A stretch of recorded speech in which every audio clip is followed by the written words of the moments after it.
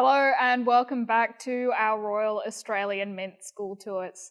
If you haven't seen our previous videos, I would highly recommend going and having a look at those first. We ended last time talking about the Rum Rebellion, how the soldiers and sailors started to use rum as an unofficial currency, and how we ended up having to ask Britain very, very nicely for some coins.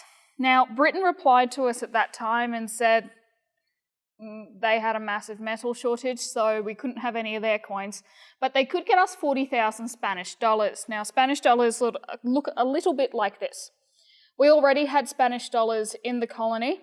They were worth 5 shillings, but we didn't have that many of them. So we said, yeah, we'll take some, and they sent us 40,000 of them.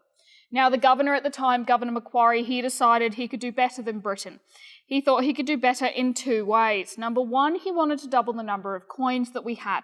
And secondly, he wanted to make them so special and unique that they could only be used inside the colony of New South Wales. So he actually had to find someone who could do this for him. Now, he looked through his entire list of convicts, his entire list of sailors, and his entire list of soldiers.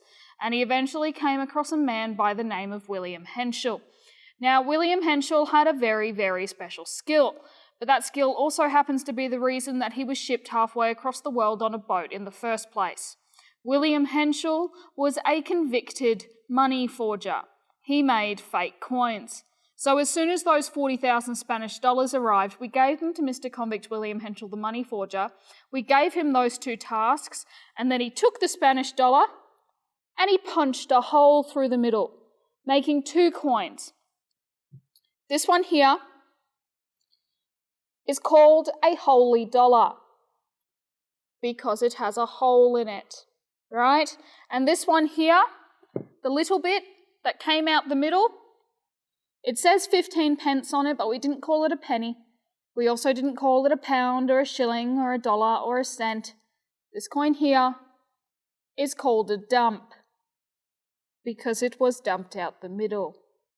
Now, we don't have a whole ton of information on William Henschel. He kind of went missing for a little while. But what we do know, or our best guess, is that he used what we call a drop press to punch the hole out the middle. Basically, it's this big pulley system where you pull up a rope and then a big block that has a bit of a die on the end drops down and punches the hole out the middle. Do you reckon that would work? Maybe. Leonardo da Vinci came up with the same sort of idea. Now, these coins were stamped with the year 1813. They're worth 5 shillings and 15 pence and the colony, making these technically the very first coins to ever have been minted inside Australia. Join us next time as we have a chat about something that glitters.